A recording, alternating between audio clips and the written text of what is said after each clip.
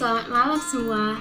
Perkenalkan, nama saya Christine Sabar Menanti Daily dari kelas C01 semester 7 Prodi Pendidikan Bahasa dan Sastra Indonesia, Fakultas Keguruan dan Ilmu Pendidikan, Universitas Maritim Raja Ali Haji.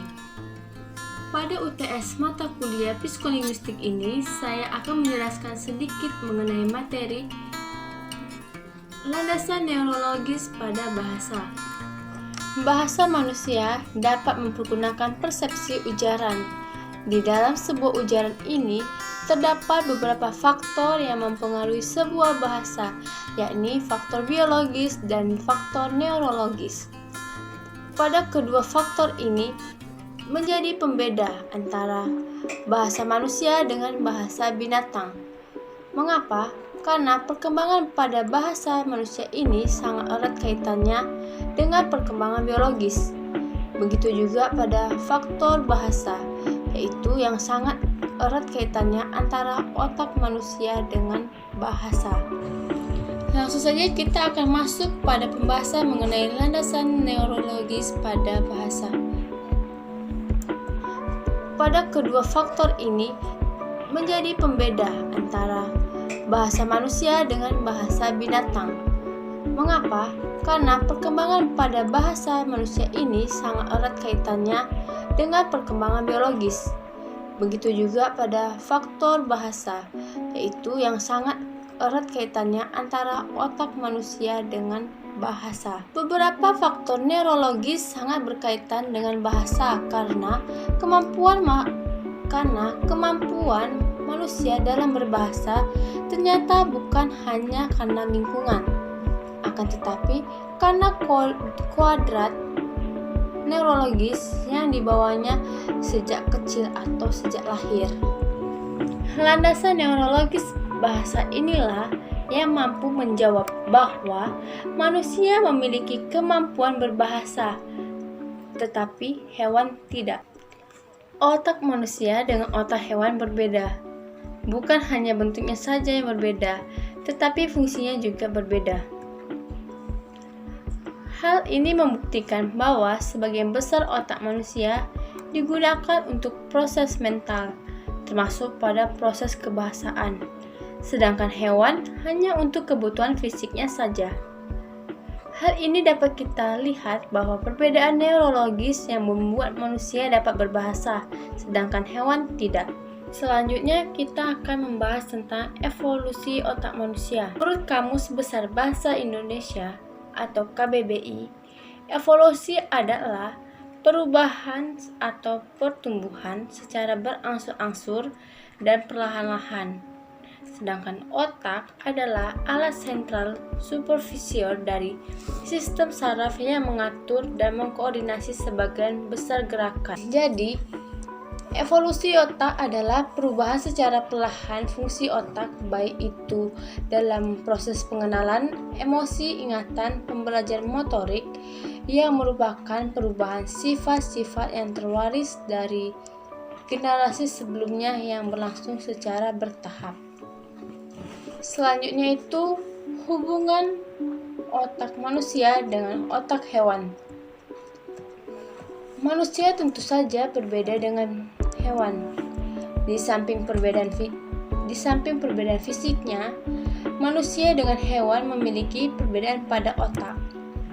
Manusia berbeda dari hewan karena struktur organisasi otaknya berbeda, sehingga fungsi dan penggunaannya berbeda dalam hal bahasa. Dalam hal ini, manusia memiliki kemampuan yang lebih dengan makhluk yang lainnya, terutama dalam berbahasa. Hubungan otak dan bahasa. Berbicara tentang otak dan bahasa, struktur serta organisasi otak manusia memegang peranan yang sangat penting dalam bahasa. Apabila input-input yang masuk adalah dalam bentuk lisan, maka bunyi akan ditanggapi di lobe temporal khususnya oleh konteks primer pendengar. Setelah itu akan muncul dua kemungkinan. Yang pertama, Jika masukan hanya sekedar informasi yang tidak perlu ditanggapin atau tanggapan, maka masukan dapat disimpan di memori karena suatu saat nanti masukan tersebut akan berguna untuk kedepannya. Jadi, masukan-masukan yang masuk akan melalui tahapan yang terdapat dalam otak. Selanjutnya akan disimpan di memori. Selanjutnya itu ada gangguan bicara atau wicara. Meskipun ukuran otak hanya maksimal 2% dari seluruh ukuran badan manusia, dia banyak sekali menyedot energi, di antaranya itu 15% dari seluruh aliran darah dan 20% dari sumber metabolis tubuh. Apabila aliran darah pada otak tidak cukup atau ada penyempitan pembuluh darah, maka akan terjadi kerusakan pada otak atau yang biasa dinamakan dengan stroke. Stroke mempunyai berbagai akibat karena adanya kontrol silang dari hemisfer kiri dan hemisfer kanan. Apabila stroke terdapat pada hemisfer kiri, maka akan menyebabkan gangguan pada belahan kanan dan sebaliknya. Biasanya, kerusakan pada hemisfer kiri mengakibatkan munculnya gangguan wicara. Gangguan wicara yang disebabkan oleh stroke disebut dengan afasia. Adapun macam-macam afasia, yaitu yang pertama afasia broca, yaitu kerusakan yang terjadi pada area broca karena daerah ini berdekatan dengan jalur konteks motor sehingga alat-alat ujaran seperti bentuk mulut bisa terganggu.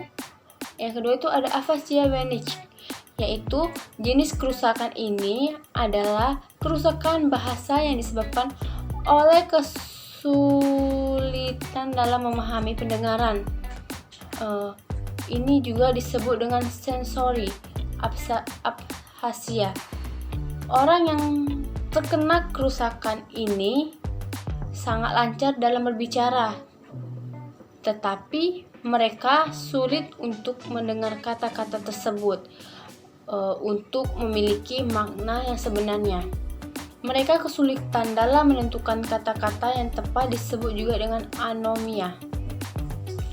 Yang ketiga itu ada afasia anomik, yaitu kerusakan otak terjadi pada bagian depan dari lobe parietal atau pada batas antara lobe parietal dan lobe temporal, sehingga penderitaan ini tidak mampu mengaitkan konsep dan bunyi. Jadi, bila pasien ini diminta untuk mengambil benda yang namanya gunting, dia akan melakukannya.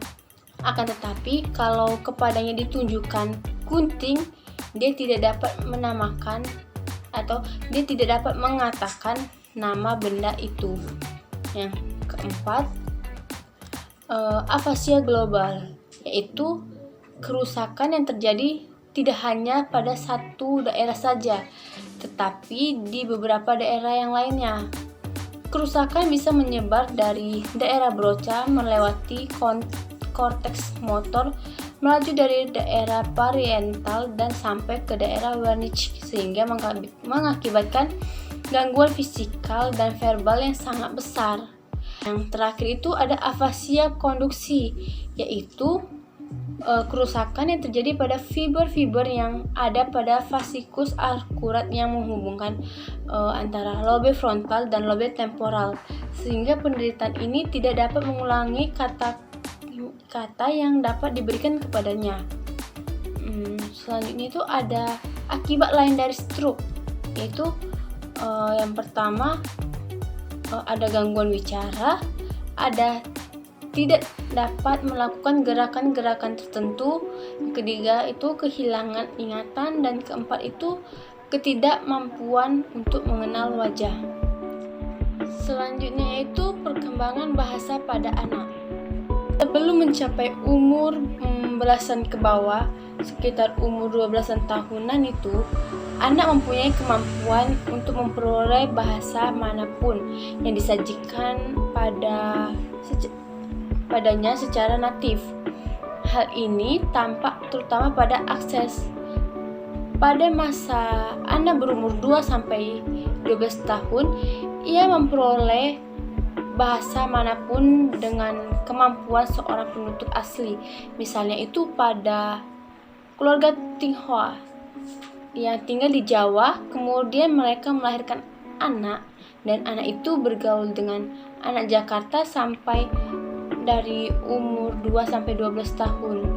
Kemudian anak itu pasti dapat berbahasa Indonesia Jakarta seperti anak Jakarta lainnya. Begitu juga sebaliknya, anak Indonesia yang lahir dan besar di Cina dan bergaul dengan orang-orang Cina, maka anak Indonesia tersebut juga dapat berbahasa Mandarin dengan akses Cina yang kental dan tidak ketentara sebagai akses asing gitu. Sebelum umur 12 tahun, pada anak belum terjadi lateralisasi, yakni hemisfer kiri dan hemisfer kanan belum dipisah untuk diberi tugasnya sendiri-sendiri. Keduanya itu masih lentur dan masih dapat menerima tugas apapun. Hal tersebut menyebabkan pada umur 12 tahun ke atas otaknya sudah tidak fleksibel sebelumnya, sehingga untuk mempelajari bahasa asing seperti penutur aslinya sudah mulai berkurang. Yang terakhir yaitu perbedaan otak pria dan otak wanita. Pada perbedaan antara otak pria dan otak wanita dalam hal bentuknya, yakni hemisfer kiri pada wanita lebih tebal daripada hemisfer kanan. Keadaan seperti inilah yang menyebabkan kelas bahasa pada umumnya didomisili oleh seorang wanita. Jadi, wanita memiliki hemisfer kiri yang lebih tebal, sehingga umumnya para wanita pandai berbahasa. Akan tetapi, meskipun ada perbedaan dalam pemrosesan bahasa antara pria dan wanita, perbedaan ini hanya mengarah pada pengaruh budaya dan pengaruh pada genetiknya saja. Menurut Cair, letak keunggulan otak wanita yaitu terbagi menjadi 3. Yang pertama, ada otak wanita lebih seimbang, yaitu penggunaan otak kiri dan otak kanan secara serentak membuat wanita lebih dewasa, lebih lincah dalam soal verbal dibandingkan dengan pria. Yang kedua itu otak wanita lebih tajam, yaitu otak wanita lebih tajam dalam berbagai hal, yakni penglihatan, pendengaran, daya ingat, dan perasaan. Dan yang terakhir, lebih awet dan lebih selektif, yaitu otak pria mengerut lebih cepat daripada otak wanita. Otak wanita memiliki kemampuan untuk menyesuaikan kecepatan metabolisme otak atau pemakaian energi oleh otak dengan umumnya, sedangkan kecepatan metabolisme pria semakin boros energi dengan bertambahnya usia. Sekian penyampaian materi singkat dari saya. Apabila ada kesalahan kata atau penyampaian materi, saya mohon maaf. Terima kasih kepada teman-teman yang sudah menontonnya. Semoga dengan video ini dapat bermanfaat. Sekian dan terima kasih. Selamat malam.